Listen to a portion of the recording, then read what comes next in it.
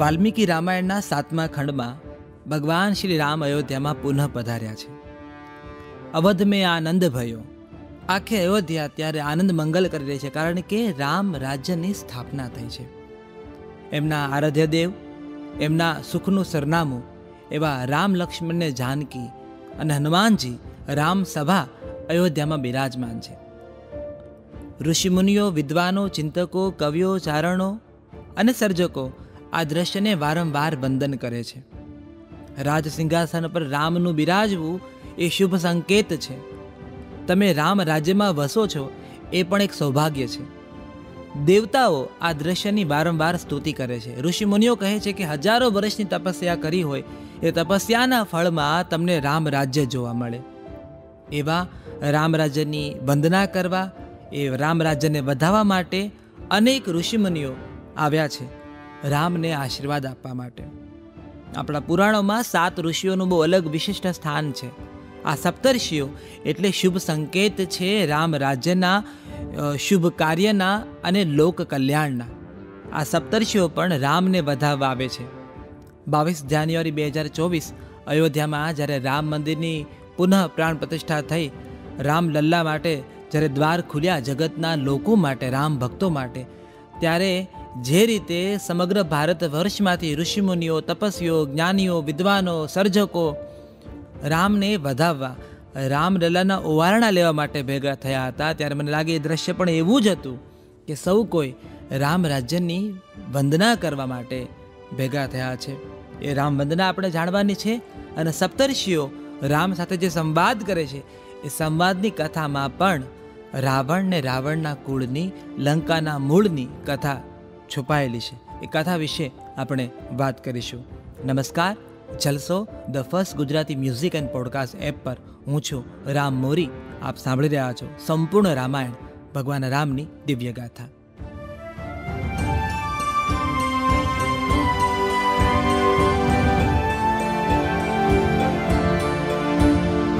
કણ કણમાં, ક્ષણ ક્ષણમાં રામ નામ મહા.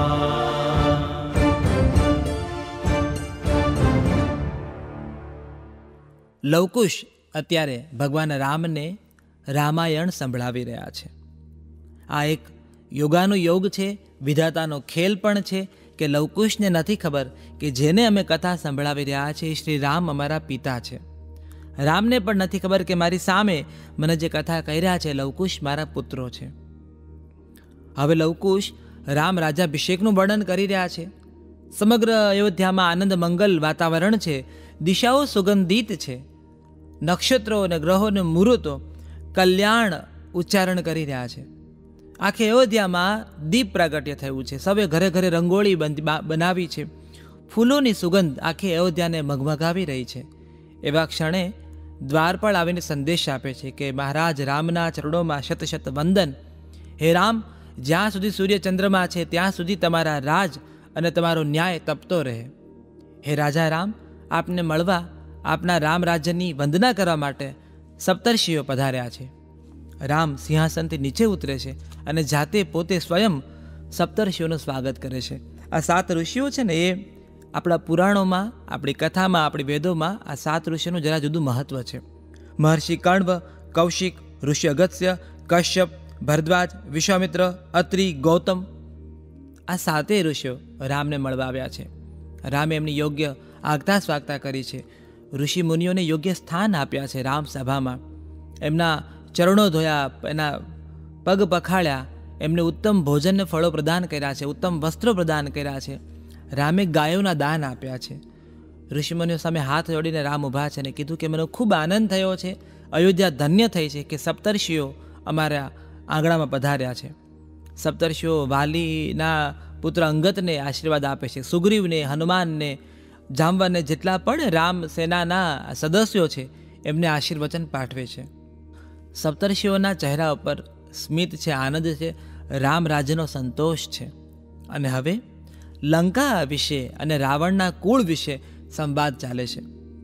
સપ્તર્ષિઓ વારંવાર વિભીષણ, કુંભકર્ણ અને રાવણ કરતાં ઇન્દ્રજીતના વખાણ વધારે કરે છે, કારણ કે ઇન્દ્રજીત પણ પિતૃભક્તિનું એક ઉત્તમ ઉદાહરણ છે. પિતા ખોટા છે પણ મારા પિતા છે એટલે હું એના સાથે ઊભો રહીશ. એ ઇન્દ્રજીત વિશે સપ્તર્ષિઓ વખાણ કરે છે અને કહે છે કે હે રામ, રાવણનો પુત્ર ઇન્દ્રજીત પણ ધન્ય છે, એ મેઘનાદ હતો. અહીંયા સભાસદોને થાય છે કે અમને કથા જાણવી છે, આ રાવણનું કુળ કેવું હતું, લંકા નગરીની સ્થાપના કોણે કરી, કેવી રીતે થઈ લંકાની રચના. હવે સપ્તર્ષિઓ લંકા નગરીની વાત કરે છે, રાવણના કુળ અને મૂળની કથા માંડે છે. સપ્તર્ષિઓ કહે છે કે હે રામ, પૂર્વે પુલત્સ્ય નામના એક મહાન ઋષિ હતા. મેરુ પર્વત ઉપર એ તપ કરતા હતા. હજારો વર્ષની એની તપસ્યા હતી. પણ મેરુ પર્વત ઉપર ગંધર્વ કન્યાઓ આવતી, અપ્સરાઓ આવતી, નાગ કન્યાઓ આવતી. એ કન્યાઓના વિનોદ, એ કન્યાઓની રમતો, એની ક્રીડાઓ, એને ઝાંઝરના અવાજો, એ હાસ્યની છોડ ઋષિની તપસ્યા વારંવાર ભંગ કરતી હતી. અમુક સમય સુધી ઋષિએ આ સહન કર્યું. પછી જ્યારે એને લાગ્યું કે હવે મારી તપસ્યા પૂર્ણ થતી નથી, ત્યારે એમણે શ્રાપ આપ્યો. એમણે કહ્યું કે મારી મરજી વિરુદ્ધ મેરુ પર્વત ઉપર જે કોઈ કન્યા આવશે અને મારી નજરે ચડશે તો એ કન્યા કુંવારી ગર્ભવતી બનશે. આ શ્રાપ પુલત્સ્ય મુનિએ આપ્યો છે. આ શ્રાપ પછી અપ્સરાઓ, ગંધર્વ, નાગ કન્યાઓ ત્યાં મેરુ પર્વત પર આવતી બંધ થઈ. પણ પૂર્વે તૃણબિંદુ નામના એક રાજર્ષિ હતા. તૃણબિંદુની કન્યા હતી, બહુ સ્વરૂપવાન, સુંદરવાન, ગુણવાન. એ કન્યા પુલત્સ્યના આ શાપથી અજાણ હતી. એ મેરુ પર્વત ઉપર ગઈ છે. એના ઝાંઝરનો અવાજ પુલત્સ્ય મુનિને સંભળાણો. પુલત્સ્ય મુનિની આંખ ખોલી તો સામે તૃણબિંદુની કન્યા ઊભી હતી. એ મહર્ષિ કન્યાને જોઈ, રાજર્ષિ કન્યાને જોઈ એટલે પુલત્સ્યને ક્રોધ આવ્યો. પણ પેલો શ્રાપ હતો ને, એ શ્રાપ વશ આ કુંવારી તૃણબિંદુ કન્યા ગર્ભવતી થઈ. કન્યાને સમજાયું કે એના શરીરમાં ફેરફારો થઈ રહ્યા છે. એ દોડતી પોતાના પિતા તૃણબિંદુ પાસે ગઈ અને કીધું કે પિતાજી, હું મેરુ પર્વત પર ગઈ હતી, પુલત્સ્ય મુનિની નજર મને મળી અને પિતાજી મને એવું લાગે છે કે હું ગર્ભવતી થઈ છું. તૃણબિંદુને શ્રાપની જાણ હતી. એ પોતે સ્વયં હાથ જોડી પુલત્સ્ય મુનિ પાસે આવ્યા. પ્રણામ કરીને વંદના કરીને કહે છે કે હે મુનિ, હું તપસ્વી છું, મારી કન્યા છે એ સર્વથા યોગ્ય છે, ગુણવાન છે, શીલવાન છે. હું આપને વિનંતી કરું છું કે આપ મારી કન્યાનું પાણી ગ્રહણ કરો, સ્વીકારો, નહીં તો મારી કન્યા ઉપર લાંછન રહેશે આજીવન. પુલત્સ્ય મુનિ જાણતા હતા કે તૃણબિંદુ તપસ્વી છે, એની કન્યાના ગુણવાન ને શીલવાન ચારિત્રને પણ તેઓ જાણતા હતા. અહીંયા પુલત્સ્ય મુનિએ તૃણબિંદુની કન્યાનું પાણી ગ્રહણ કર્યું. વિવાહ થયા બંનેના અને એ દ્વારા એમને પુત્ર થયો જેનું નામ હતું વિશ્રવા. વિશ્રવાના વિવાહ થયા છે ભરદ્વાજ મુનિની કન્યા સાથે. ભરદ્વાજ કન્યા અને વિશ્રવા થકી એમને પુત્ર થયો જેનું નામ હતું વૈશ્રવણ. આ વૈશ્રવણ તપસ્વી, હવે એનું ગોત્ર તમે જો વૈશ્રવણ, ભરદ્વાજ મુનિ છે, પુલત્સ્ય મુનિ છે, આવું તેનું ગોત્ર છે. માતૃ અને પિતૃપક્ષે આવું સશક્ત ગોત્ર હોવા છતાં આ વૈશ્રવણને સંતોષ નહોતો. એની કામના જરા જુદી હતી. એને ઋષિ બનીને નહોતું રહેવું. ઋષિકુળમાં જન્મ હતો પણ આજીવન તપસ્યાઓ નહોતી કરવી. એને ગાયોના દાન જોઈતા નહોતા, એને યજ્ઞ નહોતા કરવા. એમણે હજારો વર્ષ ભૂખ્યા તરસ્યા તપ કર્યું. કઠોર તપસ્યા પછી બ્રહ્મદેવ પ્રસન્ન થયા. એને વૈષ્ણવણને કહ્યું કે માગ, તને શું જોઈએ છે? એને કહ્યું કે હે બ્રહ્મદેવ, મારી ઈચ્છા છે કે હું ધન સંચય કરું, ધનનો રક્ષક બનું, હું લોકપાલ રક્ષક બનું, એવી મારી ઈચ્છા છે. સંપત્તિનું નિયમન એ મારી કામના છે.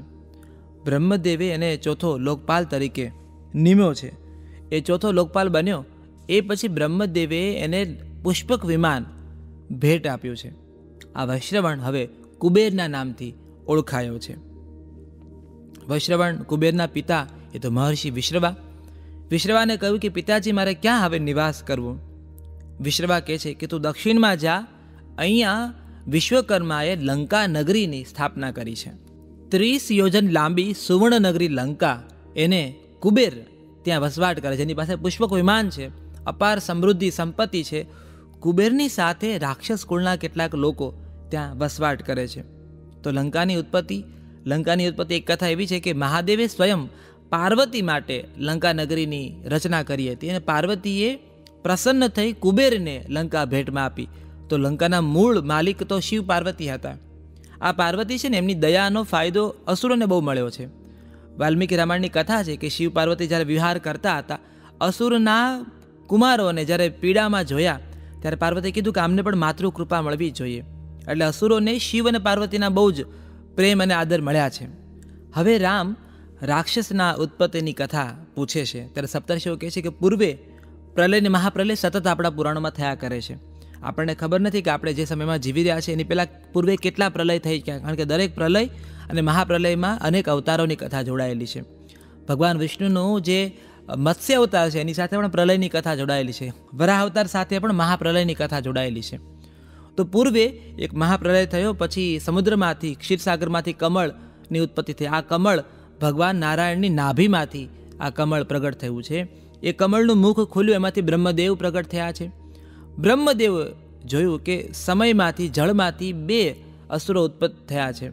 આ બંને અસુરોએ એકે કીધું કે હું જળની રક્ષા કરીશ, એકે કીધું હું જળનું ભોજન કરીશ.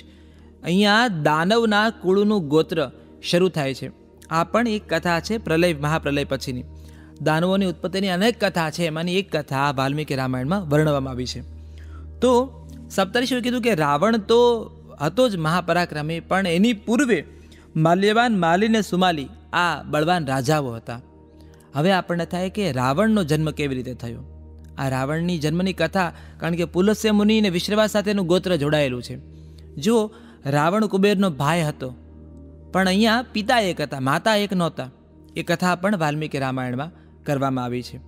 તો મેં જે માલી, સુમાલી અને માલ્યવાનની વાત કરી છે, એમાં એકવાર સુમાલીને એમ થયું, સુમાલીએ વૈશ્રવણ કુબેરને જોયો, કુબેરની સંપત્તિ જોઈ અને એનું મન બગડ્યું. એને થયું કે આ સંપત્તિનો માલિક કુબેર છે, મને જો આવો દોહિત્ર મળે, મારી દીકરીને આવો જો પુત્ર મળે, એના માટે મારે યોગ્ય વર જોઈએ છે. તો યોગ્ય વર, કુબેર જેવો વર ક્યાંથી મળે? તો એને કુબેરના પિતા વિશ્રવા એની પાસે જાય છે, પોતાની પુત્રી કૈકસીનું માગું લઈને. તો સુમાલીએ વાત કરી છે, ઋષિને કીધું છે કે મારી પુત્રી વિશ્રવા, આપ મારી પુત્રી કૈકસીનો સ્વીકાર કરો. વિશ્રવા પોતે તપસ્વી હતા, ભારદ્વાજ મુનિનું ગોત્ર હતું એની પાસે. તો વિશ્રવાએ કહ્યું કે યોગ્ય કામના થકી યોગ્ય સંતતિની ઉત્પત્તિ થાય છે. એટલે અહીંયા હવે જેમ દિતિ, અદિતિ અને કશ્યપ મુનિની કથા છે કે કશ્યપ મુનિ જ્યારે તપ કરતા, જ્યારે યજ્ઞ કરતા, ત્યારે અદિતિની જે કામના હતી, અદિતિ થકી કેવી રીતે આ દેવતાઓ જ્યાં, દિતિ દ્વારા કેવી રીતે અસુરો થયા, કારણ કે દિતિની કામના માત્ર ને માત્ર કામ ભોગી હતી. તો એના પેટે અસુરોનો જન્મ થયો. એ રીતે અહીંયા વિશ્રવા પાસે મોકલી. વિશ્રવા મુનિ સાયંકાળે ક્રિયાકર્મ કરી રહ્યા હતા, પૂજા અર્ચના કરી રહ્યા હતા, પણ એ કૈકસીનો મનોરથ સમજી ગયા કે આ કયા મનોરથથી કૈકસી મારી પાસે આવી છે. એણે કહ્યું કે હું ક્રિયાકર્મ કરી રહ્યો છું, ધર્મ કાર્ય કરી રહ્યો છું, એવા સમયે તું મારી પાસે કામ વાસનાની અપેક્ષા લઈને આવી છે. હે કૈકસી, તું ધર્મ લાભ અને ધર્મની ક્રિયામાં વિક્ષેપ પાડી રહી છે, એટલે તારે વિકરાળ, ભયંકર ને ઘાતકી ને અધર્મી પુત્રનો જન્મ થશે. કૈકસી વિલાપ કરવા લાગીને કીધું કે હે ઋષિવર, આવો શ્રાપ મને ના આપો. ત્યારે ઋષિને દયા આવે છે અને કહે છે પણ તારો એક પુત્ર ધર્મવાન થશે. આ કૈકસી અને વિશ્રવાના સમાગમ થકી સૌથી પહેલાં કૈકસીને 10 ડોકવાળો રાવણ પુત્ર થયો છે. એ પછી એને વિશાળ કાય કુંભકર્ણને જન્મ આપ્યો છે. એ પછી એને પુત્રી થઈ છે. એ જે વિકરાળ પુત્રી હતી એ શુપનખા, અને અંતે જે ધર્મવાન પુત્ર થયો એ છે વિભીષણ. આ વિભીષણને, કુંભકર્ણને, રાવણની તપની કથા આપણે અગાઉ પણ કરી ચૂક્યા છે કે ત્રણેય તપ કર્યું, બ્રહ્મદેવ પ્રસન્ન થયા છે. રાવણે વરદાન માગ્યું કે માત્ર મનુષ્યના હાથે મારો વધ થાય. કુંભકર્ણએ ઇન્દ્રાસન માગવા ગયો, પણ સરસ્વતી જીભ પર આવી અને નિદ્રાસન માગ્યું. વિભીષણે ભગવાનની ભક્તિ માગી. આ ત્રણેય ભાઈઓની આરાધના હતી, ત્રણેય ભાઈઓની રચના હતી. હવે રાવણ બળશાળી બન્યો છે. એને વરદાન તો માગી લીધું કે મનુષ્યના હાથે મારો વધ થાય.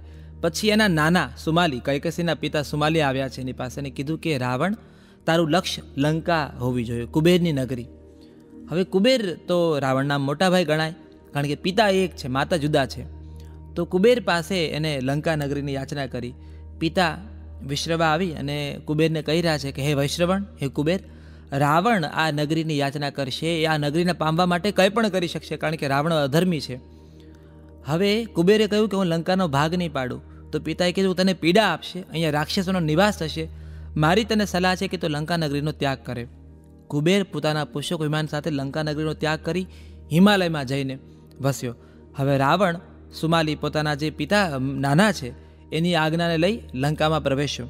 એની સાથે મંત્રી પ્રહસ્ત હતો. મંત્રી પ્રહસ્ત જ કુબેરને કાન ભંભેરણી કરી કે તું નીકળી જા, નહીં તો રાવણ તને પીડા આપશે. કુબેરને કથામાં વારંવાર રાવણ થકી અનેક પીડાઓ પ્રાપ્ત થઈ છે. ન માત્ર કુબેરને, પણ કુબેરનો પુત્ર જે નલ કુબેર છે, એની પ્રેયસી, એની પત્ની રંભા છે, એને પણ રાવણે છોડી નથી.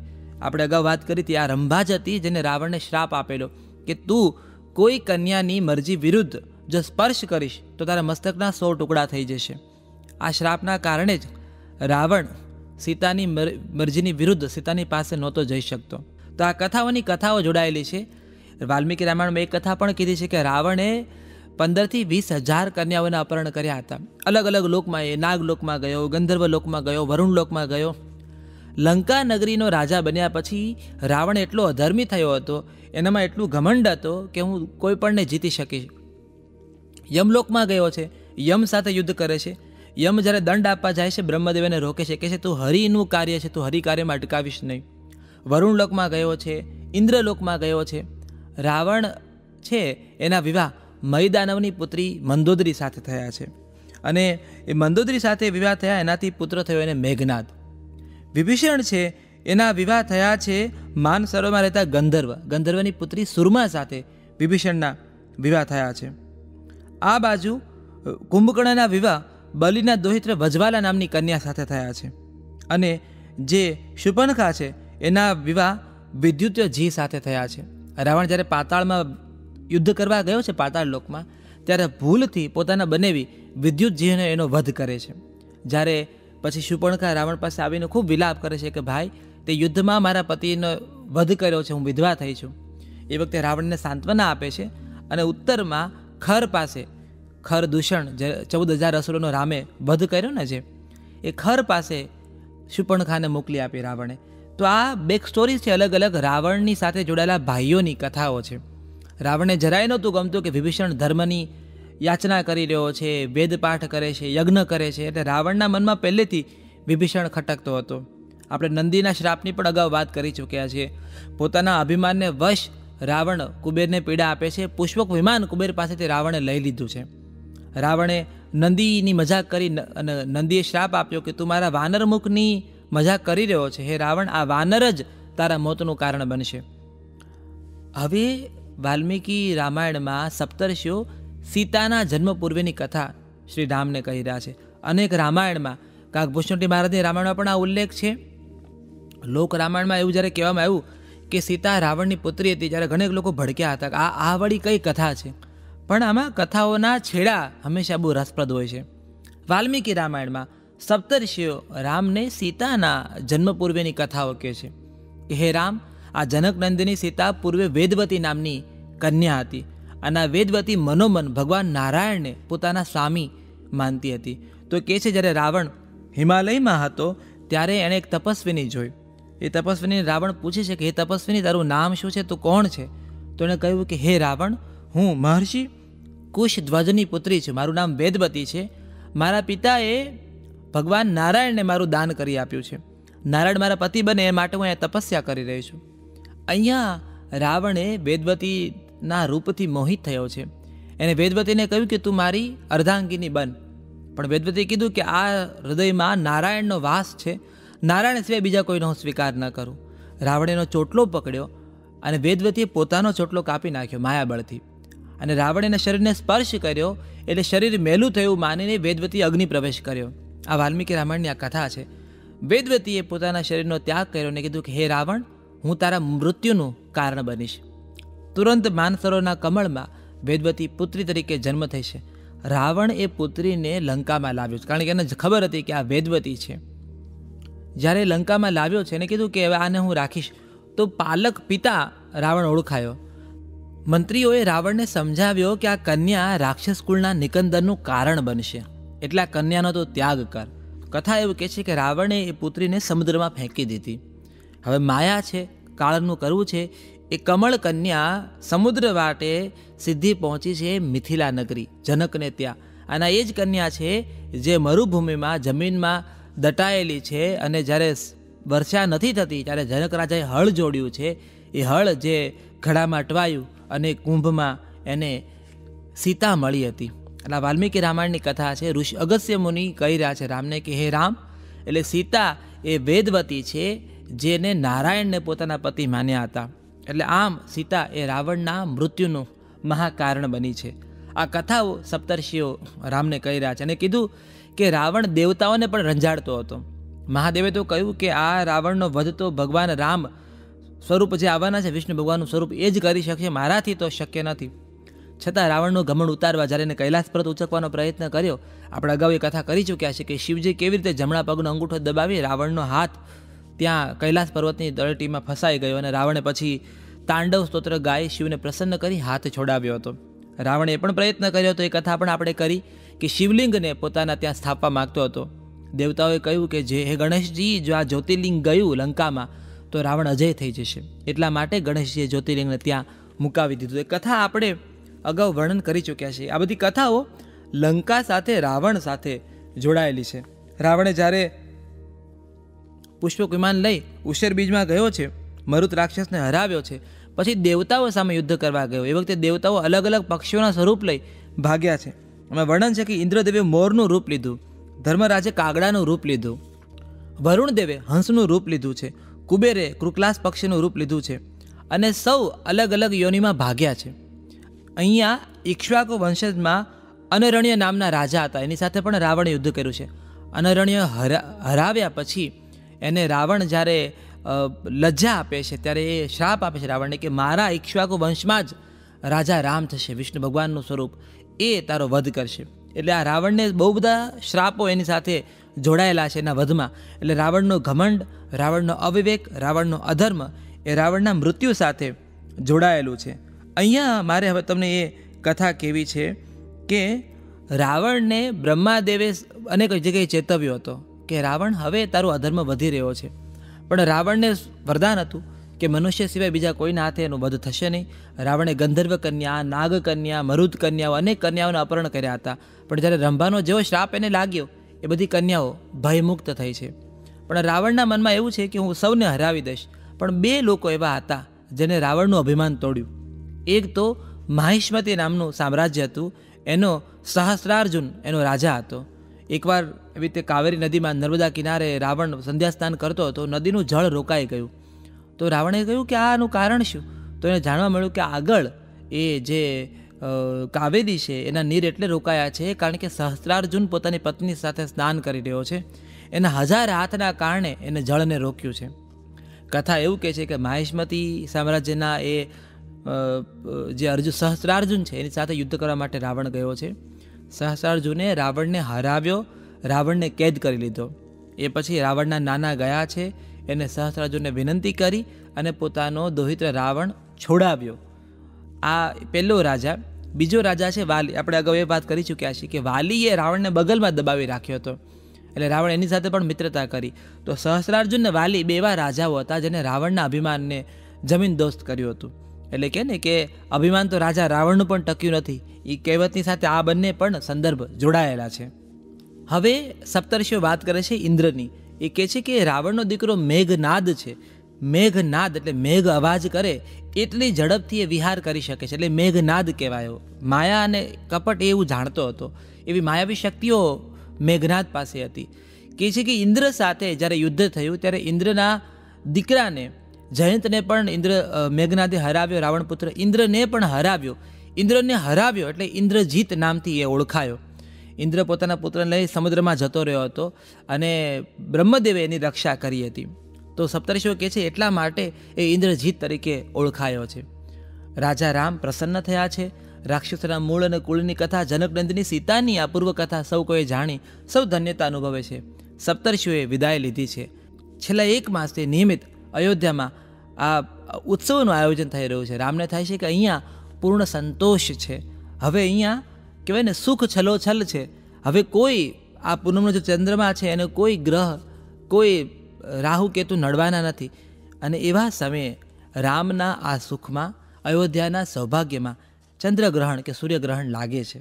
જ્યારે આપણને લાગે કે બધું જ બરાબર છે ત્યારે વિધાતા ખબર નહીં કયા લેખ લખે છે કે સુખના આ દૂધમાં એક છાશનું ટીપું પડે છે. અને રામ રાજ્યની આ પરિકલ્પના, આ સુખમાં એવું તો કેવું ભંગાણ આવ્યું કે રામે સીતાનો ત્યાગ કરવો પડ્યો. વાલ્મીકી રામાયણના આ સૌથી દુઃખદ અને સૌથી પીડાદાયી ક્ષણો છે જ્યાં રામ બીજી વાર સીતાનો ત્યાગ કરવાના છે. સીતાને રામનું વિરહ થવાનો છે. રામ અને સીતા જુદા પડવાના છે. અને એમાં જ આપણને લવકુશની કથા પ્રાપ્ત થવાની છે. એ કથા વિશે, લવકુશના જન્મ વિશે અને સીતા ત્યાગ પછી રામની જે દયની સ્થિતિ છે, જેના વિશે આપણે અજાણ છીએ, એના વિશે આપણે વાત કરવાના છીએ. ન જાણું જાનકી નાથે, કાલે સવારે શું થવાનું. માતા સીતા અને રામનું જે સુંદર ચિત્ર છે, એના રંગોમાં, એના સુખમાં એક લાંછન ઉગવાનું છે. અને એ લાંછન એટલું મોટું થવાનું છે કે રામે સીતાથી જુદા પડવાનું છે. આપણે સૌ કોઈ મારા રામ તમે સીતાજીની તોલે ના આવ્યા એ બોલીએ તો છીએ, પણ રામની સ્થિતિ કેટલી દયનીય હતી. જો સીતા વનમાં હતા તો રામ પણ કંઈ સુખમાં નહોતા. એ કથા, એ વાત આપણે રજૂ કરવી છે. એક આદર્શ રાજા, એક મર્યાદા પુરુષોત્તમ, એક શ્રેષ્ઠ ધર્મવાન રાજા કેવા કેવા કોમ્પ્રોમાઇઝ કરે છે, અથવા કેવી એને કેવા ત્યાગ આપવા પડે છે, એ કથા રામાયણમાં વર્ણવાય છે. અને નિયતિ, ભાગ્ય અને કર્મ અને પૂર્વજન્મનું ભાગ્ય જે આ જન્મમાં તમને કર્મ બનીને મળે છે, એનાથી દેવ પણ છૂટી નથી શક્યા, એ કથા રામાયણમાં વર્ણવાય છે.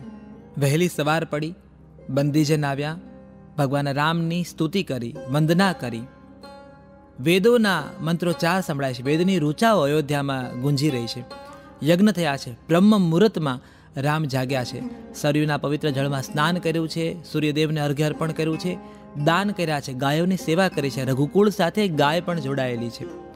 ગાયોની સેવા કરી, વૃક્ષોની પૂજા કરી, રામ પોતાની રાજસભામાં આવ્યા છે. રામે હવે સુગ્રીવને બોલાવ્યા, અંગદને બોલાવ્યા, જાંબવાન, હનુમાન સૌને પ્રણામ કર્યા. વિભીષણ પણ ત્યાં હાજર હતા.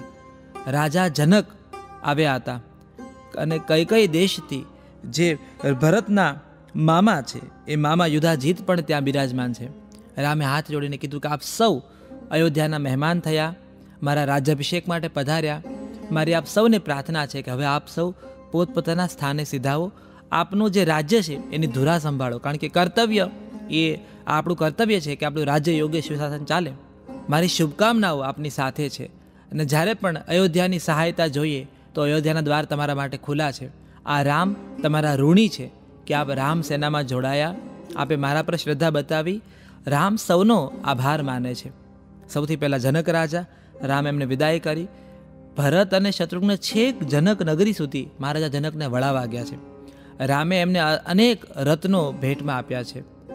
દીકરીના ઘરનું લેવાય નહીં, આવું આપણે હંમેશા માનતા આવ્યા છીએ. રાજા જનકે આ તમામ રત્નોનો ભેટ સોગાતો પોતાની ચારેય પુત્રીમાં સરખા ભાગે વહેંચી દીધા.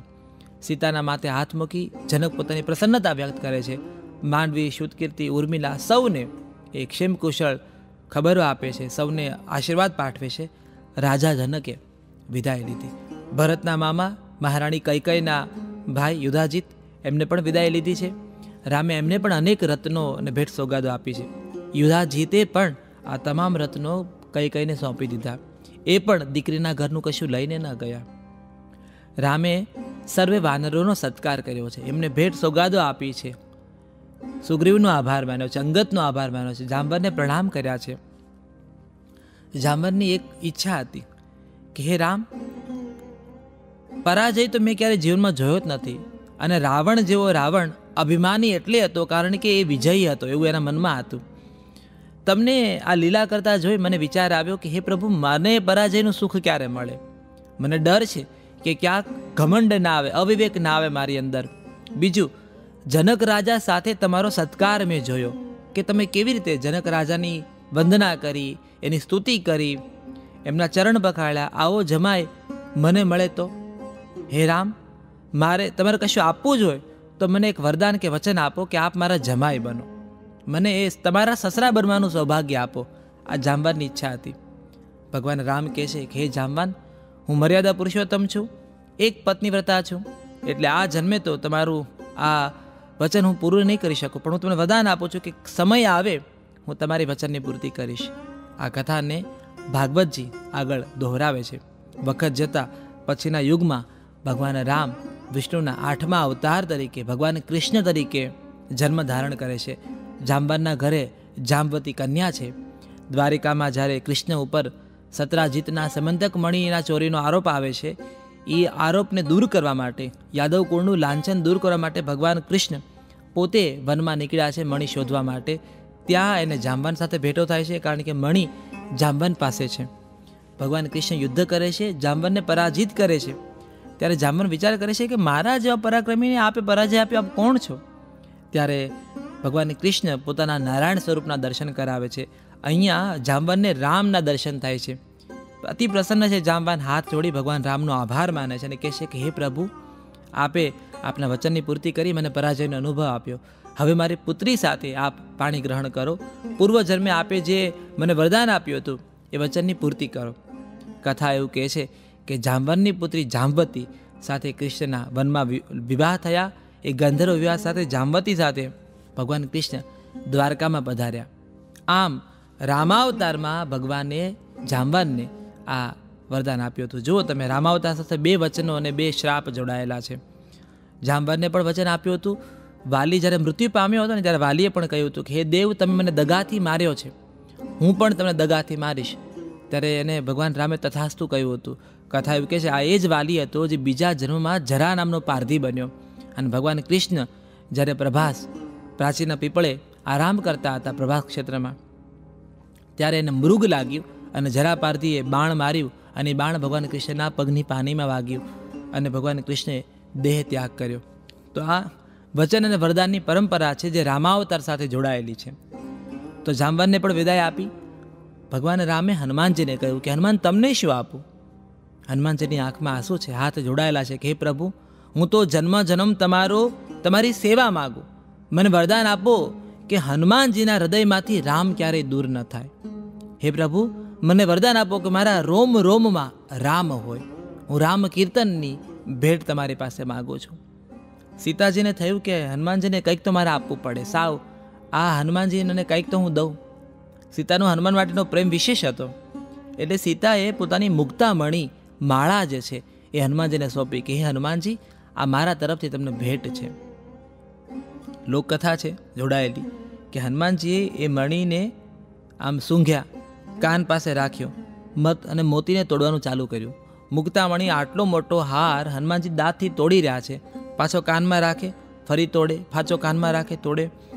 આખી સભા દંગ થઈ ગઈ કે આટલી મોટી મુક્તામણીની માળા સીતાએ હનુમાનને આપી અને આ વાનર તો મોતી તોડી રહ્યો છે. લગભગ આખી માળા તૂટવા આવી અને સભામાંથી કોઈએ કીધું કે હે મારુતિ નંદન, સીતાએ તમને આટલી મોટી ભેટ આપીને તમે માળા તોડી રહ્યા છો. હનુમાનજી હાથ જોડીને કહ્યું કે હે દેવ, આ માળાના મોતી રામ રામ નથી બોલતા, એટલે હું એ જ ધારણ કરું જ્યાં જડ અને ચેતન માત્ર રામ નામનો જાપ કરતા હોય. એટલે સભામાં કોકને મશ્કરી સૂજી કે હે હનુમાનજી, તો તમારા એ રોમ રોમમાં રામ હશે ને? હનુમાનજી કીધું બિલકુલ છે, મારા હૃદયમાં રામ બિરાજે છે. વળી સભા સાથે મશ્કરી કરી, તો અમને બતાવો તમારા હૃદયના રામ. આપણે ચિત્ર પણ જોયું હશે, આપણે કથા પણ આપણે જાણીએ છીએ. કથા એવું કહે છે કે હનુમાનજીએ પોતાના જે ધારદાર નખ હતા એ નખને છાતીમાં ખૂંપાવ્યા, છાતી ચીરી હનુમાનજીએ, અને એમાં ચીરેલી છાતીમાં એને રામ અને સીતાના દર્શન સમગ્ર સભાને થયા. સૌ કોઈ હાથ જોડી હનુમાનજીની સ્તુતિ કરવા લાગ્યા. એટલે આજે આપણે ત્યાં નથી કહેતા હું કે હનુમાન થોડી છું કે છાતી ચીરીને બતાવું. એ જે પરિકલ્પના છે, એ જે વાક્ય છે, એનું જન્મનું કારણ આ છે કે હનુમાનજીએ છાતી ચીરી સમગ્ર અવધને, સમગ્ર સંસારને બતાવ્યું કે મારા રોમ રોમમાં રામ અને સીતા વસેલા છે. લોક રામાયણની અને દક્ષિણ રામાયણની એક સુંદર બીજો પ્રસંગ પણ છે. શું છે કે એકવાર અયોધ્યામાં હનુમાનજી આટા મારતા હતા, એ તો મસ્ત મોલા અને ઘૂમતા હતા, અને હનુમાનજીએ જોયું કે માતા સીતા અરીસાની સામે ઊભા દર્પણમાં પોતાને સિંદૂર સેથીમાં પૂરી રહ્યા હતા. એટલે હનુમાનજી જઈ માતાને પૂછે કે માતા, તમે આ સેથીમાં સિંદૂર કેમ પૂરો છો? એટલે સીતાએ હસીને કીધું કે હનુમાન, આ છે ને સૌભાગ્યનું પ્રતીક છે. આ હું સિંદૂર સેથીમાં પૂરું છું, એમાં આપણા સ્વામી શ્રી રામનું આયુષ્ય વધે. એટલે હનુમાનજી કહે છે આ લોક રામાયણની દક્ષિણ રામાયણની કથા છે. કેમ? એટલે સિંદૂર કરવાથી તમે જેને પ્રેમ કરતા હો એનું આયુષ્ય વધે? સીતા કહે છે કે હા, ન માત્ર આયુષ્ય પણ એની યશ કીર્તિ બની રહે, સંસારમાં એનું નામ મોટું થાય. એટલે હું સેથીમાં સિંદૂર પૂરું છું જેથી રામનું આયુષ્ય મોટું થાય, રામની યશ કીર્તિ ચિરકાળ સુધી અમર રહે. કથા એવું કહે છે કે હનુમાનજીએ વનમાં ઠામી લીધું કે સિંદૂર જો હું કરીશ, જો સીતા સેથી પૂરે તો રામનું આયુષ્ય આટલું મોટું થાય. કથા એવું કહે છે કે હનુમાનજી આખા શરીરે સિંદૂર લગાવે છે. હવે તમને સમજાણું પ્રમાણ કેમ હનુમાનજીના આખા શરીરમાં સિંદૂર ચોપડેલું છે? એ પણ રામ પ્રેમ છે એનો. હનુમાનજી આખા શરીરે સિંદૂર લગાડીને અયોધ્યાના નગરમાં આટા મારે છે. અયોધ્યાના લોકો હસી રહ્યા છે. બગીચામાં ઉપવનમાં રામ અને સીતા બેઠા હતા. સીતા પોતાના હાથે રામને ફળ અને રામ ફળોનું ભક્ષણ કરતા ફળાહાર ચાલતો હતો રામનો. અને રામે જોયું કે આખા કેસરી નંદન કેસરી બનીને આવ્યા છે. લક્ષ્મણને હસવું આવી ગયું, ઉર્મિલા હસી પડી. કૌશલ્યાને નવાઈ લાગી કે આ કેમ આવું સ્વરૂપ હનુમાન તમારું? સીતાએ પણ પૂછ્યું કે હનુમાન કેમ આટલા સિંદૂરવાળા થયા છો? તો હનુમાન હાથ જોડીને કહે છે કે હે માતા, આપે કહ્યું હતું ને કે આપણે શેથામાં સિંદૂર પૂર્યું તો આપણા સ્વામી રામ છે એનું આયુષ્ય વધશે, એની યશ કીર્તિ બની રહેશે. તો મેં વિચાર્યું કે જો શેથામાં આટલું કરવાથી આવું થાય તો હું મારા આખા શરીરે લગાડું, જેથી કાળના અંત સુધી પણ મારા રામ અજર અમર થાય. અને સીતાજી આ કથા જાણી હનુમાનને પ્રણામ કરીને કહે છે કે હે હનુમાન, આપ મહાન છો, આપની સ્વામી ભક્તિ પૂજનીય છે. તો આ કારણ છે કે આપણે કેમ હનુમાનજીને સિંદૂર લગાડીએ છીએ. હનુમાનજીના એક ગોઠણ ઉપર આપણે તેલની ધાર રેડીએ છીએ, બરાબર, તેલ બધા મૂકે છે. એનું કારણ પણ પેલી ભરતજીની કથા છે કે જ્યારે એ ત્રિકૂટ પર્વત ઉચકી અને હનુમાનજી જઈ રહ્યા હતા અને ભરતજીએ બાણ માર્યું, એ બાણ હનુમાનજીના ગોઠણ ઉપર લાગ્યું હતું. બીજી કથા છે કે જ્યારે સીતાજીને મુદ્રિકા આપવા માટે હનુમાનજી લંકા જઈ રહ્યા હતા પહેલી વાર, ત્યારે પેલા પર્વત સાથે એનું ગોઠણ ભટકાયો હતો. હનુમાનજીના ગોઠણ પર 2 વાર ઘા થયો. એટલા માટે આપણે હનુમાનજીની મૂર્તિમાં ગોઠણ ઉપર જે વળેલો ગોઠણ છે એના ઉપર આપણે તેલ ગામડાઓમાં આજે પણ અર્પણ કરીએ છીએ. તો ક્યારેક તમને કોઈ પૂછે તો આ 2 કથાઓ તમે ખાસ કહેજો, હનુમાનજીને સિંદૂર અર્પણ આપવાની કથા અને હનુમાનજીના આ જમણા ગોઠણ ઉપર તેલ રેડવાની કથા. તો આ પ્રસન્ન છે રામજી. હનુમાનજીએ કીધું કે હું તો જન્મો જન્મ આપની સેવા માગું છું અને હું તો અહીંયા જ રહીશ, અયોધ્યા મૂકીને જઈશ નહીં. જ્યાં રામ ત્યાં હનુમાન. રામે વિભીષણને કહ્યું કે હે દેવ, આપ પણ જાઓ અને લંકાનું રાજ સ્વીકારો, લંકાનું રાજને સુખપૂર્વક ભોગવો. કિષ્કિંધા નગરી માટે સુગ્રીવને પણ મોકલ્યા છે.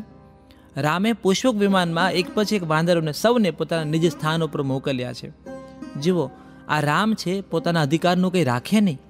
રામે પુષ્પક વિમાન કુબેર પાસે મોકલી આપ્યું. કુબેરને કીધું કે આ તમારું વિમાન હતું, તમે રાખો, મને આની કોઈ આવશ્યકતા નથી. આ રામ છે પોતાના હકનું જ પોતાની પાસે રાખે.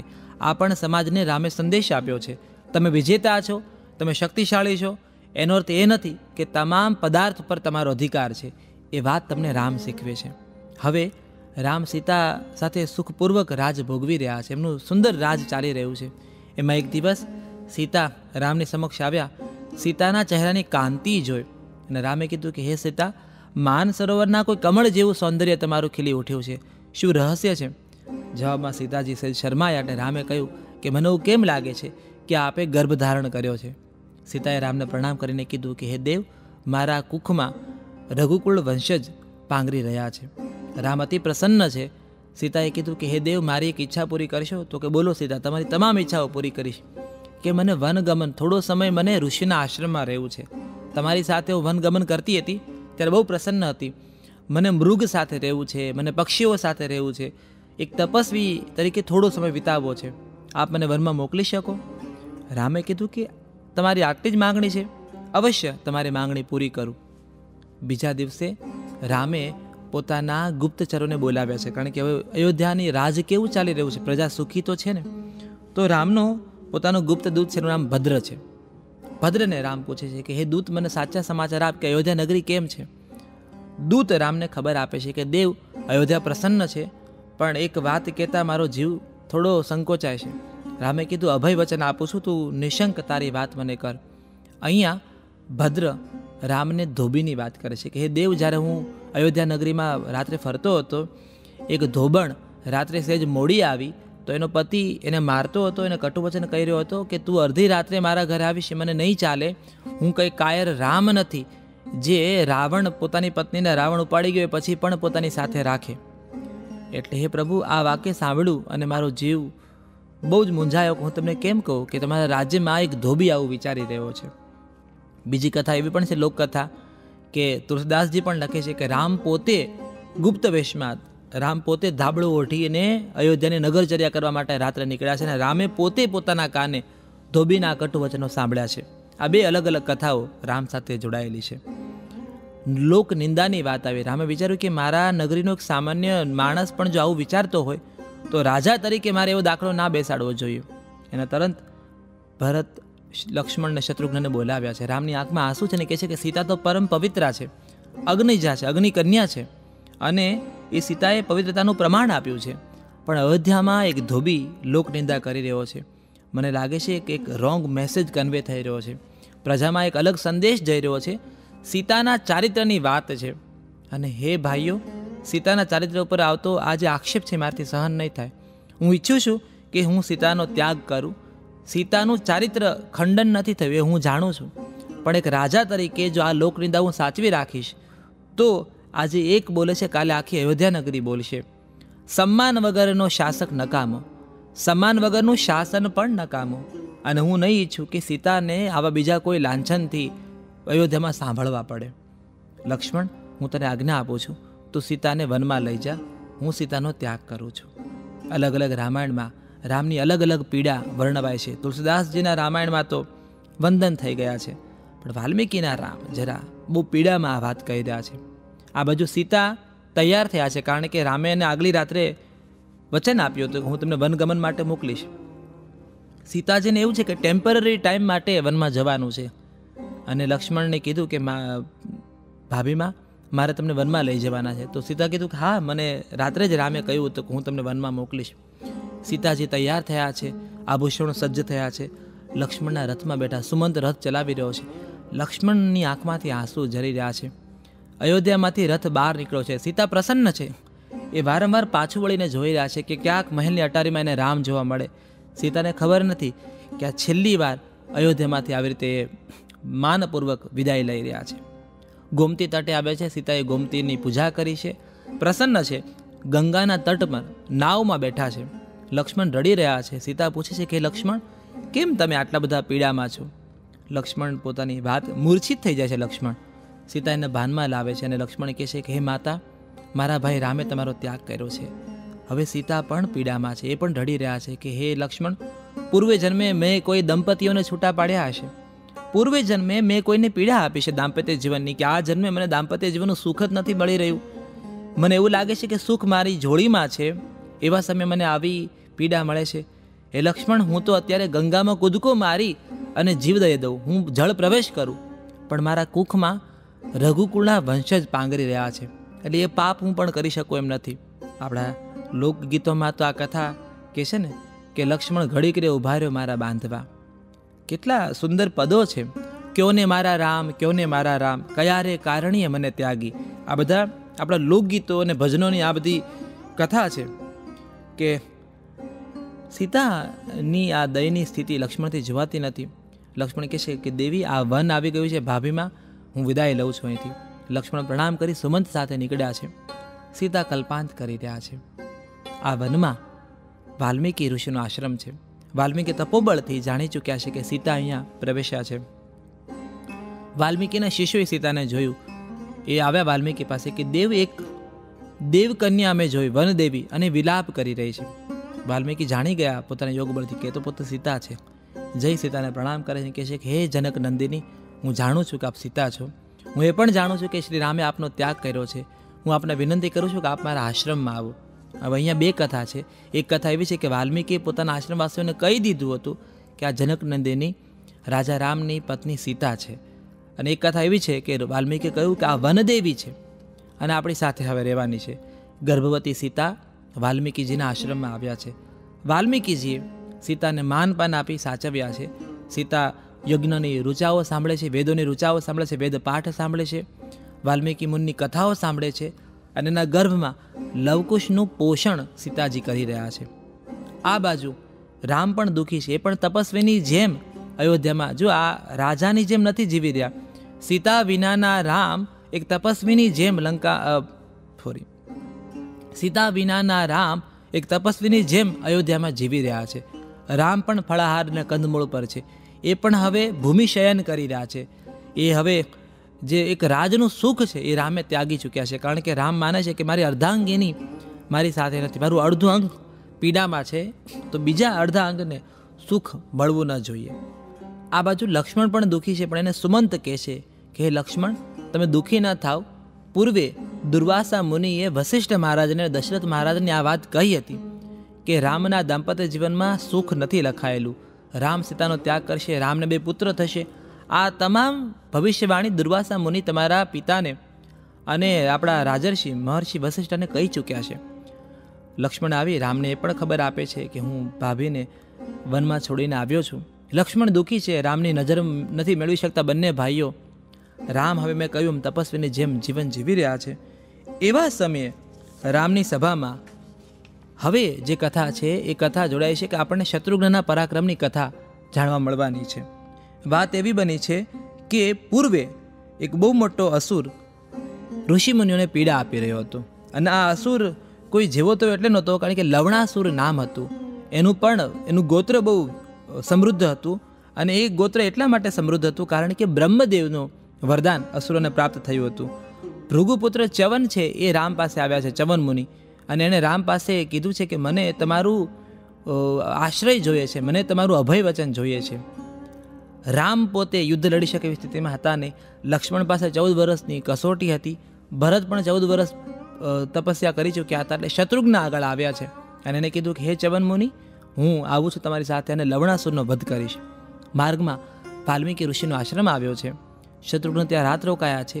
આ એ જ રાત છે જે રાતે લવકુશનો જન્મ થયો છે. મહર્ષિ વાલ્મીકીએ વેદ પાઠ સાથે, મંત્રોચ્ચાર સાથે લવ અને કુશનું નામકરણ કર્યું છે. વિધિની વક્રતા જુઓ, ત્યાં શત્રુઘ્ન મહારાજ છે ઓલરેડી.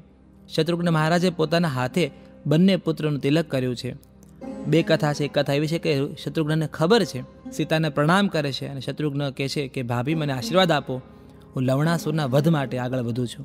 બીજી કથા એવી છે કે વાલ્મીકીએ સંતાડ્યું શત્રુઘ્નથી વાત કે આ સીતાના અને રામના પુત્રો છે. એમ છતાં શત્રુઘ્નના હાથે લવ અને કુશને આશીર્વાદ મળ્યા. હવે લવકુશ મોટા થઈ રહ્યા છે. શત્રુઘ્ન છે લવણાસુરના વધ માટે આગળ વધ્યા છે. હવે લવકુશનો ઉછેર કેવી રીતે થયો છે? સીતાએ પોતાના બંને પુત્રોનો ઉછેર કેવો ગૌરવથી કર્યો છે, કારણ કે બંને રાજપુત્રો છે અને ઋષિકુમારોનું જીવન જીવી રહ્યા છે. લવણાસુરનો વધ કરી શત્રુઘ્ન કેવી રીતે એક પ્રતાપી રાજા તરીકે પ્રસ્થાપિત થવાનો છે, એ કથા હવે સંપૂર્ણ રામાયણના અંતિમ એપિસોડમાં કરવાના છે. આ અંતિમ એપિસોડમાં સીતાજી ધરતીમાં સમાવાના છે. રામનો સરયુ પ્રવેશ છે અને આખી રામાયણની દિવ્ય ગાથા આપણે પૂરી કરવાના છીએ. એના માટે રામાયણના અંતિમ એપિસોડ તરફ આપણે આગળ વધીશું. રામાયણના અંતિમ પડાવે આપણે આવીને ઊભા છીએ. મીરાબાઈ બહુ ભાવપૂર્વક કહે છે કે વસ્તુ અમોલિક દી મેરે સતગુરુ, વસ્તુ અમોલિક દી મેરે સતગુરુ, कृपा कर अपनायो पायो जी मैंने, कृपा कर अपनायो पायो जी मैंने, राम रतन धन पायो पायो जी मैंने, राम रतन ધન પાયો. કૃષ્ણની ભક્તિ કરતા મીરા પણ રામ નામને પ્રણામ કરે છે. આપણા લોક કવિ, આપણા આદ્ય કવિ નરસિંહ મહેતા કહે છે કે રામ નામ શું તાળી રે વાગી, રામ નામ શું તાળી રે વાગી, સકળ તીરથ જેના તન મારે, વૈષ્ણવ જન તો તેને રે કહીએ જે, પીડ પરાઈ જાણે રે, વૈષ્ણવ જન તો તેને રે કહીએ. બીજાની પીડા સમજી શકે એ રામ છે. અને મીરાબાઈ કહે છે કે ગુરુની કૃપા હતી તો રામ મને જડ્યા. આજ મીરાબાઈ કહે છે કે રામ રમકડું જડ્યું રાણાજી મને, રામ રમકડું જડ્યું રે. આ રામ નામનું જે રમકડું છે, આ હરિનું નામ મને મળ્યું છે, એના આધારે મારો ભવ પાર થઈ જશે. એટલે આપણા કીર્તનોમાં, આપણા પદોમાં રામને આપણે લાડ લડાવ્યા છે. રામ નામ એવું છે કે હરિને ભજતા હજુ કોઈની લાજ જતા નથી જાણી રે, જેની સુરતા શામળિયાને સાથ વધે વેદવાણી રે. કીર્તનોમાં રામની વંદના કરવામાં આવી છે. વાલ્મીકી મુનિ હોય કે તુલસીદાસજી હોય, કાગભૂષણજી મહારાજ હોય, કે લોક રામાયણ હોય, કે આદિવાસની રામાયણ હોય, કે હોય દક્ષિણની રામાયણ, આ દરેક રામાયણમાં સિયાવર રામચંદ્રને શત પ્રણામ કરવામાં આવ્યા છે. રામાયણની કથા એવી છે કે જેટલી વાર સાંભળીએ એટલી વાર આપણું ચિત્ત વધારે ને વધારે પાવન થાય છે. દરેક વખતે આ કથા એક નવો ભાવ, નવો સૂર અને નવો અર્થ આપણા ચિત્તમાં જન્માવે છે. એવું લાગે કે પ્રાતઃ કાળે કોઈ મધુર સ્વર તમારા કાનમાં રામ નામને ગુંજાવી રહ્યો છે. આ રામ એ નામ છે જે વાલિયા લૂંટારાને વાલ્મીકી બનાવે છે. રામ એ નામ છે જે તુલસીદાસને સંત તુલસીદાસ બનાવે છે. હનુમાનજી સાથે ભેટો કરાવે છે અને કહે છે કે ચિત્રકૂટ કે ઘાટ પર ભય સંતન કી ભીડ, તુલસીદાસ ચંદન ઘસે ને તિલક કરે રઘુવીર. આ રઘુવીર મારા, તમારા, આપણા સૌના ભાલે રામ નામનું તિલક કરે છે. એ રામ નામના તિલક કરતાં આપણે 30મા એપિસોડ સુધી પહોંચ્યા છીએ. છેલ્લા 30 એપિસોડથી આપણે રામાયણની દિવ્ય ગાથાની વાતો કરીએ છીએ. જુઓ, કથા કહેનારો, કથા લખનારો, કથા સાંભળનારો દરેકની પોતાની મર્યાદા છે, દરેકના પોતાના અવગુણો છે. પણ રામ નામ એટલું શક્તિશાળી છે, એટલું પાવનકારી છે કે બોલનાર, સાંભળનાર, લખનાર અને ઝીલનાર સૌને પાવન કરે છે. કે શત્રુઘ્ન રામના સૌથી નાના ભાઈ વાલ્મીકી મુનિના આશ્રમમાં આવ્યા છે. અહીંયા વાલ્મીકી મુનિ સાથે વાત કરી એ ચ્યવન ઋષિના આશ્રમમાં પહોંચ્યા છે. લવણાસુર સાથે સંગ્રામમાં ઉતર્યા છે. ચ્યવન મુનિઓ, આ જે ઋષિમુનિઓ હતા ને, એની પાસે અસુરોની સંપૂર્ણ કથા હતી. ન માત્ર અસુરોની પણ આર્યાવર્તની કથાઓથી ઋષિમુનિઓ માહિતગાર હતા. પહેલાંનો એક સમયગાળો એવો હતો કે આ ઋષિમુનિઓ અને બ્રાહ્મણોના મસ્તકને ડેટા બેઝનું મોટું કેન્દ્ર સ્થાન માનવામાં આવતું. કારણ કે વિદ્વતા લખાતું નહોતું. પહેલાં આપણે ત્યાં બોલાતું સાહિત્ય હતું. એટલે આ કથાઓ, આ શ્લોક, આ સ્તવન, આ વેદો બ્રાહ્મણોના અને ઋષિમુનિઓના મસ્તકમાં જીવિત રહેતું. એટલે એવું કહેવાતું કે બ્રાહ્મણોનું મસ્તક છેદન એ મહાપાપ છે. એવું એટલા માટે કહેવામાં આવતું કારણ કે ડેટા ત્યાં સંગ્રહવામાં આવ્યો છે. ઋષિમુનિઓ લવણાસુર વિશે વાત કરે છે. શત્રુઘ્નને સાંભળે છે અને કહે છે કે એની પાસે મહાદેવનું રુદ્ર શૂળ છે. એ શૂળ એના હાથમાં નથી આવતું ત્યાં સુધી એ પરાક્રમી છે. જેવું શૂળ જતું રહેશે, એની મર્યાદા છે, ત્યારે એનો વધ કરી શકાશે.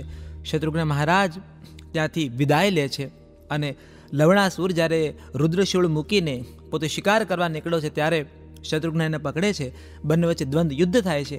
અહીંયા પોતાના બાણોની વર્ષા દ્વારા શત્રુઘ્ન છે એ લવણાસુરનો વધ કરે છે. જે મધુપુરા, ક્યાંક એને માધુપુર કીધું છે, ક્યાંક એને માધુપુરા કીધું છે, ક્યાંક એને મધુપુરા કીધું છે. આવા 3 થી 4 નામો છે. એ મધુપુરા નગરીના હવે રાજા બન્યા શત્રુઘ્ન મહારાજ.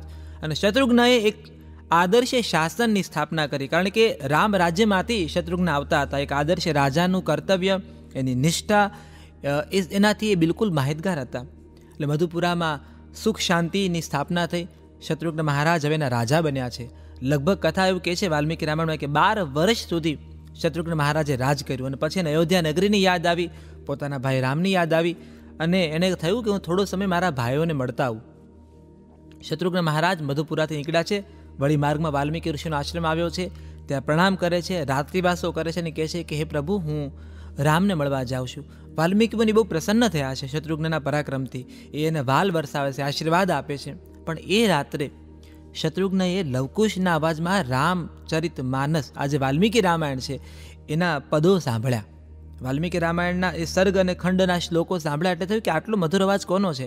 પણ એ રાત્રિના પ્રહરમાં શત્રુઘ્ન મહારાજ હિંમત ન કરી શક્યા કે વાલ્મીકી મહારાજને કશું પૂછે. સવારે અયોધ્યામાં આવ્યા છે, ભાઈઓને મળ્યા છે, માતા પિતા પ્રસન્ન છે, પિતાના સ્થાન પર રામ છે. ત્રણેય માતાઓએ આશીર્વાદ આપ્યા છે. રામ પ્રસન્ન છે કે મધુપુરાનું રાજ્ય હવે શત્રુઘ્ન સંભાળી રહ્યા છે. 7 દિવસ શત્રુઘ્ન રોકાયા છે અને પછી રામે એને ભાવપૂર્વક વિદાય આપી છે. શ્રુતકીર્તિ અને શત્રુઘ્ન એ મધુપુરામાં શાસન સંભાળે છે. અહીંયા 3 ભાઈઓ અયોધ્યા નગરીનું શાસન સંભાળી રહ્યા છે. રાજ્ય મોટું થઈ રહ્યું છે, પ્રજા સુખી છે. હવે બાકીના ભરત અને લક્ષ્મણ એના સંતાનો પણ રાજકાજ સંભાળી રહ્યા છે. અહીંયા લવકુશ મોટા થઈ રહ્યા છે. અહીંયા રામના બાકીના ભાઈઓના સંતાનો પણ મોટા થઈ રહ્યા છે. આ બધા સંતાનોમાં રઘુકુળને દીપે ને શોભે એવા સંસ્કારો સમૃદ્ધ હતા. આપણે અગાઉ પણ વાત કરીએ તેમ આ જે કથા આખી છે, લવકુશ અત્યારે અયોધ્યાના રાજ દરબારમાં રામને સંભળાવી રહ્યા છે. અહીંયા સુધીની કથા કહી લવકુશે પોતાની કથા અટકાવી. રામ અતિ પ્રસન્ન થયા છે. રામે લક્ષ્મણને કહ્યું કે લક્ષ્મણ, આ બંને જે ઋષિકુમારો છે એને યોગ્ય દાન દક્ષિણ આપવામાં આવે, એને 16,000 સુવર્ણ મુદ્રાઓ આપવામાં આવે. પણ લવકુશ પ્રણામ કરીને ઊભા થઈને કહે છે કે હે રાજા રામ, અમે વાલ્મીકીના શિષ્ય છીએ, અમારું નામ લવકુશ છે, અમે તો ઋષિકુમારો છીએ, અમને ખપે તો વલકલ ખપે અને ફળફળાદી ખપે, સુવર્ણમાં અમને કોઈ ખાસ શ્રદ્ધા નથી ને ખાસ રસ નથી. રામ ખૂબ પ્રભાવિત થયા છે, આખી અયોધ્યા નગરી પ્રભાવિત થઈ છે. બંને લવકુશ ત્યાંથી વિદાયક થાય છે. પણ લોકરામાયણનો પ્રસંગ છે કે અહીંયા લવકુશે પોતાના કથા ગીતમાં રામને કટુ વચન પણ કીધા છે. હે રાજા રામ, જનકનંદિની સીતાએ તમારા કાજે આજે 14 વર્ષનો વનવાસ ભોગવ્યો હતો. તમારી સાથે વનમાં ભટકી છે, કાંટાઓ ખાધા છે, પથ્થર ઝીલ્યા છે. રાવણ જેવા એક કહેવાય ને કે દુર્બુષ્ટિના જે માણસ જે દુર્બુદ્ધિ છે, દુષ્ટ છે, એના ત્યાં સીતા રહ્યા, પોતાની પવિત્રતા સાચવી, અગ્નિ પરીક્ષા આપી. એવી સીતાને તમારા નગરના એક સામાન્ય જનના મેળાથી તમે વનમાં મોકલ્યા. આ જુઓ, પોતાના શાસકની સામે આંખમાં આંખ નાખી કલાકારો પોતાની આ વાત રજૂ કરતા એ કાળ હતો. રામ પણ દુઃખી થયા છે, કૌશલ્યા દુઃખી થયા છે, કઈ સુમિત્રા સૌ કોઈ દુઃખી થયા છે. ઋષિકુમારોએ પ્રણામ કરી ત્યાંથી વિદાય લીધી છે. અયોધ્યા નગરી દુઃખી છે કારણ કે બે ઋષિકુમારોએ આખી અયોધ્યાને ભાંડી છે. અયોધ્યા નગરીને પણ કહ્યું છે કે હે નગરજનો, પ્રજા તરીકે તમારો પણ આ પરાજય છે. પ્રજા તરીકે આ તમારી દુર્બુદ્ધિ છે, તમારી મર્યાદા છે કે તમારી મહારાણી સીતા વનમાં કષ્ટ ભોગવી રહી છે અને તમે અહીંયા મિષ્ટાન આરોગી રહ્યા છો, ઉત્સવો મનાવી રહ્યા છો. અયોધ્યાની છાતીમાં આ વાત ફાંસ બનીને રહી ગઈ. લવકુશ આવ્યા છે પાછા ઋષિ દરબારમાં, વાત કરે છે વાલ્મીકી મુનિને કે અમે રામાયણ સંભળાવીને આવ્યા છીએ રામને, પણ ગુરુદેવ અમે રામને કટુવચનો પણ કીધા છે. ગુરુદેવ ખાસ એમને ખીજાયા નથી, એમને કીધું કે આપણું કામ છે સત્યને સત્ય ને અસત્યને અસત્ય કહેવું. હું પ્રસન્ન છું. સીતાને આ વાત બહુ ગમી નથી. અને લવકુશને બેસાડીને કહ્યું કે તમે કટુવચનો કેમ કીધા રામને? તો કહે છે કે માતા, એમણે સીતા સાથે જે કંઈ કર્યું, લવકુશને પણ ખબર નથી કે મારી માતા એ જ સ્વયં સીતા છે. એ કહે છે કે માતા, એમણે માતા સીતા સાથે જે કંઈ કર્યું એ અન્યાય હતું. અને સીતાજી કહે છે કે મારા પુત્રો, તમે ન્યાય અન્યાય સમજવા માટે બહુ નાના છો. રામ મહાતપસ્વી છે, રામ છે મર્યાદા પુરુષોત્તમ છે. એમણે જે કંઈ નિર્ણય લીધો એની પાછળ બહુ બધા રહસ્યો છે. સીતા પોતાના બંને સંતાનોને સમજાવવાનો પ્રયત્ન કરે છે. સીતાનું મન ભરાઈ આવે છે કે હું કેવી રીતે સમજાવું કે મારા પુત્રો, તમે જેના દરબારમાં ગયા હતા એ તમારા પિતા હતા. કથા છે કે અહીંયા રામે હવે અશ્વમેઘ યજ્ઞ કરવાનું નક્કી કર્યું છે. પોતાના બંને ભાઈઓ ભરત અને લક્ષ્મણને બોલાવી રામે પોતાના મનની વાત કરી. ગુરુ વશિષ્ઠે આજ્ઞા આપી છે. રામે અશ્વમેઘ યજ્ઞ કરવાનું નક્કી કર્યું. ગોમતી ઘાટે સરસ મજાના ક્ષેત્રમાં રામે અશ્વમેઘ યજ્ઞની તૈયારી કરી છે. રામે કિષ્કિંધા નગરીથી સુગ્રીવને બોલાવ્યો છે. જામવન આવ્યા છે. મૈથિલીના રાજા મિથિલા નગરી રાજા જનક આવ્યા છે. યુધાજીત આવ્યા છે કઈ દેશથી. બધા રાજાઓને બોલાવી રામે અશ્વમેઘ યજ્ઞની તૈયારી કરી છે. કાળો અશ્વ છે એને રામે છૂટો મૂક્યો છે. એની સાથે લક્ષ્મણજી નીકળ્યા છે, ભરત એની સાથે છે, અશ્વની રક્ષા કરતા કરતા. અને કથા લોક રામાયણને એવું કહે છે કે આ અશ્વ વાલ્મીકી મુનિના આશ્રમ સુધી આવ્યો છે. લવકુશે આ અશ્વને બાંધ્યો છે. લક્ષ્મણ આ અશ્વ છોડાવવા માટે લવકુશને વિનંતી કરે છે. લવકુશ માનતા નથી. લક્ષ્મણ સાથે લવકુશ યુદ્ધ કરે છે, લક્ષ્મણને મૂર્છિત કરી દે છે. ભરત સાથે પણ હરાવે છે. અને અયોધ્યાની રાજસભા, અયોધ્યાના સેનાપતિઓ વિચારવા માંડે છે કે આ કોણ એવા બે ઋષિકુમારો છે જે અશ્વમેઘ યજ્ઞને રોકીને બેઠા છે. અશ્વમેઘ યજ્ઞનો જે અશ્વ છે એને રોકી પાડ્યો છે. સાક્ષાત હનુમાનજી જાય છે અને આ બંને ભાઈઓ હનુમાનજીને બાંધી દે છે અને બાંધીને સીતા પાસે લાવે છે. અહીંયા બહુ લોકરામાયણનો સુંદર પ્રસંગ છે કે વાલ્મીકી મુનિના આશ્રમમાં હનુમાનજી સીતા માતાને જોયા. ચોધાર આંસુ હનુમાનજી રડી પડ્યા કે માતા તમે અહીંયા છો. અહીંયા લવકુશને ખબર પડે છે કે આ માતા સીતા કહીને બોલાવે છે એટલે શું અમારી માતા જે વનદેવી છે એ સીતા છે? અહીંયા બંને ભાઈઓને કથા ખબર પડે છે. વધારે ક્રોધ ભરાય છે કે તમે સીતા છો તો રામ અમારા પિતા છે, હવે તમે અશ્વ નહીં આપીએ. કારણ કે લવકુશનો ક્રોધ શું હતો કે અશ્વમેઘ યજ્ઞ કરવા માટે એવી કથા છે કે દંપતી હોય એ જ અશ્વમેઘ યજ્ઞ કરી શકે, એટલે પુરુષ સાથેની પત્ની ત્યાં બિરાજિત હોવી જોઈએ. રામે સુવર્ણ મૂર્તિ સીતાજીની ઊભી કરી છે. ઋષિમુનિઓએ કહ્યું કે હે રામ, સુવર્ણ મૂર્તિ સીતાની ઊભી કરો. અને એની સાથે તમે યજ્ઞ કરો. એટલે લવકુશને વધારે ક્રોધ ભરાયો કે મારી માતાનું સ્થાન એક સુવર્ણ મૂર્તિ લેશે, અને એના ભાગરૂપે અશ્વને એને લોકોએ પકડી રાખ્યો છે. હવે રામને ખબર પડી, વાલ્મીકીને કહ્યું કે સીતા કહે છે કે હવે આ બંને પુત્રો રામને સોંપી દો. હનુમાનજી, લવકુશ, વાલ્મીકી અને સીતા માતા અયોધ્યાના રાજ દરબારમાં પહોંચે છે. સામે રાજા રામ બેઠા છે, પ્રણામ કરે છે, અને વાલ્મીકી ઋષિ કહે છે કે હે રામ, લવકુશ તમારા પુત્રો છે. રામ અતિ પ્રસન્ન છે, એની આંખમાં આંસુ છે, લવકુશને ગળે વળગાડે છે. કૌશલ્યા અતિ પ્રસન્ન, કઈ સુમિત્રા, સુમંત, જનક સૌ કોઈ પ્રસન્ન છે કે આ તેજસ્વી ઋષિકુમારો રામના જ પુત્રો છે. સીતા નીચી નજર સાથે ત્યાં ઊભા છે. આખી અયોધ્યા નગરી સીતાની આ જે દયની સ્થિતિ છે, કેવા સીતા? તો લોકરામાયણ કહે છે કૃશકાય સીતા, જેના ચહેરા ઉપર પતિવ્રતા હોવાનું તેજ છે, પણ તંદુરસ્તી નથી સીતાના, કારણ કે તપથી સીતાએ શરીરને ગાળ્યું છે. એવા સીતા ઊભા છે ભગવી સાડી પહેરીને. અને મહર્ષિ વાલ્મીકી કહે છે કે હે રામ, તમે સીતાનો સ્વીકાર કરો. અહીંયા રામ કહે છે કે મહારાજ, અયોધ્યા નગરીએ સીતાના ચારિત્ર પર શંકા કરી હતી. હું રાજા રામ છું, પ્રજાનો નાયક છું. મને ગમશે જો આપ એકવાર ફરી સીતાના ચારિત્ર વિશે કંઈક ખાતરી આપો, તો હું ઈચ્છું છું કે આવનારો સમય સીતાના ચારિત્ર પર કોઈ શંકા ન કરે. આખી સભા ચોંકી ગઈ.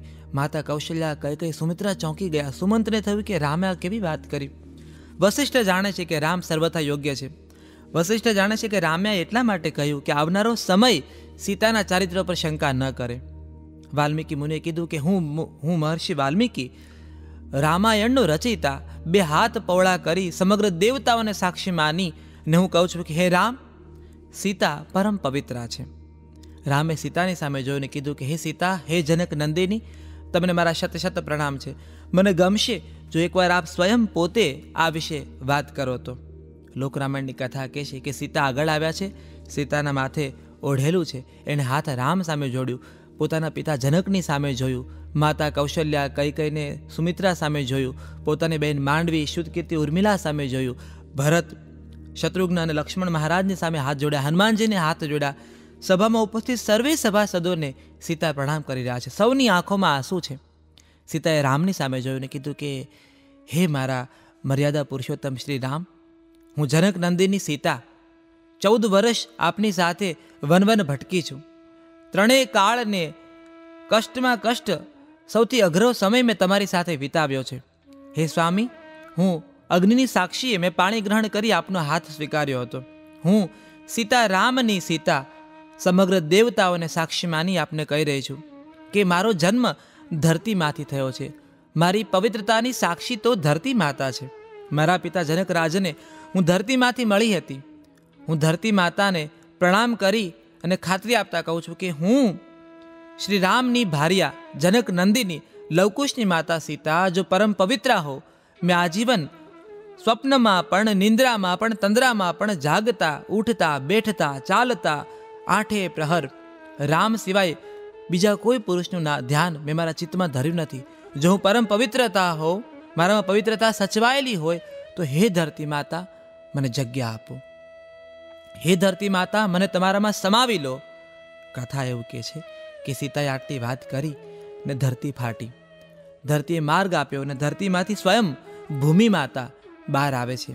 ભૂમિ માતા રામને પ્રણામ કરે છે, વાલ્મીકી મુનિને પ્રણામ કરે છે, વશિષ્ઠને પ્રણામ કરીને કહે છે કે હું સીતાની જનની ભૂમિ ધરતી માતા ખાતરી આપું છું કે મારી દીકરી પવિત્રતા છે, પવિત્રતાનો પર્યાય છે મારી દીકરી. અને પછી સીતાને કહે છે કે આવ પુત્રી, આ જગત તને યોગ્ય નથી, આ જગત તારી પવિત્રતાને યોગ્ય નથી, આવ મારા ખોળામાં બિરાજી જા મારી દીકરી.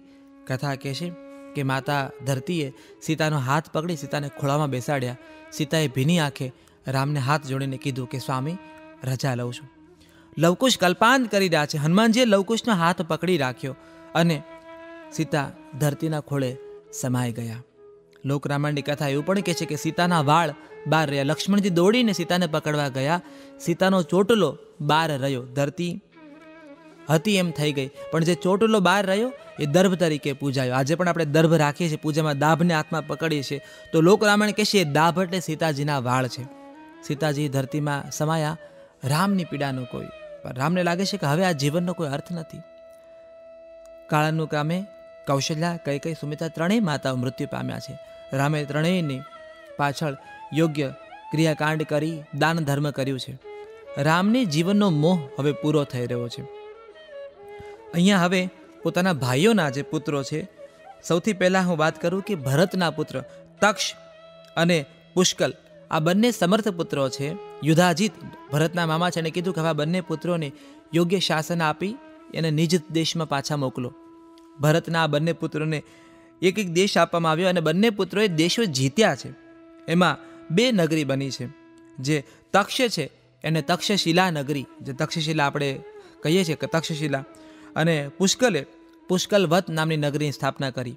ભરતના બંને પુત્રોને એ રાજગાદી સોંપવામાં આવી. આ બંને રાજ્યમાં બંને સેટલ થયા.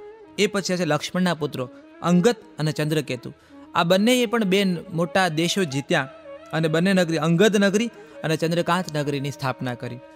લક્ષ્મણ અને ભરતના પુત્રો ત્યાં સ્થિર થયા. શત્રુઘ્ન તો શ્રુતકેતી સાથે મધુપુરામાં હતો, એના સંતાનો ત્યાં સ્થિર થયા. હવે રામે લક્ષ્મણને કહ્યું છે કે હે લક્ષ્મણ, આપણા અવતારનો જે મૂળ ઉદ્દેશ હતો એ હવે પૂર્ણ થઈ રહ્યો છે. એક કથા એવી પણ વાલ્મીકી રામાયણની છે કે બ્રહ્માજીએ પોતાના દૂતને ત્યાં મોકલ્યા છે.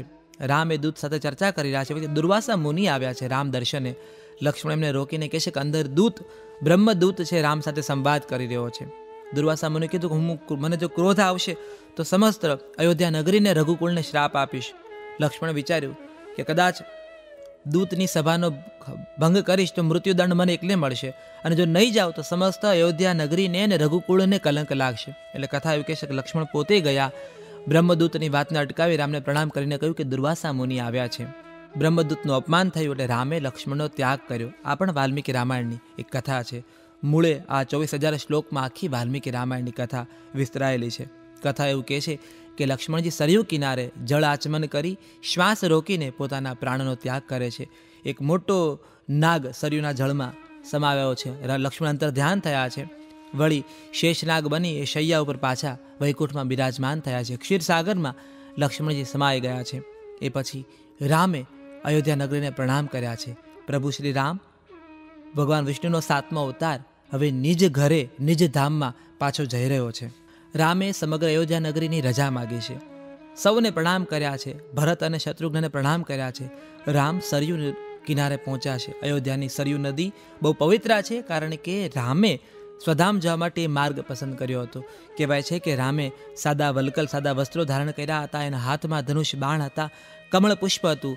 દિશાઓ મંગલ ગાન કરી રહી હતી. દેવતાઓ શંખ ફૂંકી રહ્યા હતા. બ્રાહ્મણો બ્રહ્મવેદાઓ શ્લોકો ગાન કરી રહ્યા હતા. ઋષિમુનિઓ સુખડને ચંદનની સુગંધ દશી દિશામાં ફેલાયેલી હતી. ચારે બાજુ જય જયકાર થઈ રહ્યા હતા. રામે દિશાઓને પ્રણામ કર્યા. અયોધ્યા નગરીને પ્રણામ કરીને કીધું કે યદા યદા હિ ધર્મસ્ય, જે વાત છે કે કાળક્રમે જ્યારે જ્યારે જરૂર પડશે ત્યારે ત્યારે હું પાછો આવીશ. જે કૃષ્ણ ભગવાને ગીતામાં કહ્યું છે એમ રામે પણ ખાતરી આપી કે જ્યારે જ્યારે દુષ્ટોનો તાપ વધશે, ઋષિમુનિઓનો સંતાપ થશે, ત્યારે ત્યારે ધરતી પર હું પાછો આવીશ. રામે સૌને આશ્વસ્ત કર્યા. અને કથા છે કે સરયુના જળમાં રામે પ્રવેશ કર્યો. અહીંયા રામાવતારની કથા પૂર્ણ થાય છે. તુલસીદાસજીને વાલ્મીકી રામના સરયુ પ્રવેશ પછીની જે અયોધ્યા નગરી છે એને વારંવાર વંદન કરે છે. હવે તો સમય એવો થયો છે કે ફરી અયોધ્યાની યશ કીર્તિ પુનઃ સ્થાપિત થઈ છે. આપણા સૌના રામ લલ્લા ત્યાં પુનઃ એની પ્રાણ પ્રતિષ્ઠા થઈ છે. આપણને બાળ રામ આજે અયોધ્યામાં દર્શન આપે છે. અયોધ્યા નગરીને, મહર્ષિ વાલ્મીકીને, તુલસીદાસજીને અને આ 24,000 શ્લોકને અને જગતની જેટલી પણ ભાષામાં રામાયણ છે એ દરેક વર્ઝનને આ ક્ષણે આપણે પ્રણામ કરીએ છીએ. રામકથા એ ઉત્તમ જીવન, આદર્શ જીવન, એની અનુભૂતિ આપણને કરાવે છે. આ 30 એપિસોડની કથા કરતાં અમારા જે ભૂમિકાબેન છે, જલસોની ટીમ છે અને હું, અમે બધા બહુ ઉત્તમ સૌભાગ્યની અનુભૂતિ કરીએ છીએ. અમને લાગે છે કે આ કથા માટે ઈશ્વરે અમને પસંદ કર્યા છે. વાલ્મીકી મુનિ અને તુલસીદાસજી અમારા પર એ ભરોસો મૂક્યો છે કે અમે અમારી કાલી ગેલી ભાષામાં તમારા સુધી આ કથા પહોંચાડીએ. રામાયણની કથા આ પેઢી અને આવનારી પેઢીને એટલે પણ કહેવી જોઈએ, કારણ કે જીવનની મૂંઝવણના તમામ જવાબો રામાયણમાં સમાવાયા છે. આ 30 એપિસોડની કથા કરતાં અમે તો બદલાયા છે. અમારી ભીતરનો અંધકાર બદલાયો છે. અમારી ભીતરમાં રામ નામનું એક તેજ પુંજ ત્યાં ખીલી ઉઠ્યું છે. એ તેજ પુંજને અને સિયાવર રામચંદ્રને પ્રણામ કરીએ છીએ. આ કથા અમે કરી રહ્યા છે ત્યારે મને શ્રદ્ધા છે કે અમારા સ્ટુડિયોમાં જલસોમાં હનુમાનજી પણ એક ખૂણામાં બેઠા બેઠા આ કથા માણી રહ્યા છે, કારણ કે હનુમાનજીએ એ વચન આપ્યું હતું કે જ્યાં જ્યાં રામકથા થશે ત્યાં ત્યાં મારી હાજરી અવશ્ય હશે. સૃષ્ટિના જેટલા પણ ભાષામાં રામકથા કહી રહ્યા છે સર્વે સાધુજનોને આ ક્ષણે પ્રણામ કરું છું. આપની ચેતનાને પ્રણામ કરું છું. આપની ભીતર વસેલા રામને પ્રણામ કરું છું.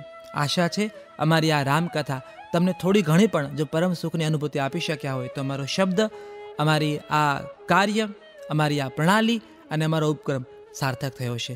આપ સૌના ચરણોમાં શત શત વંદન. જય શ્રી રામ.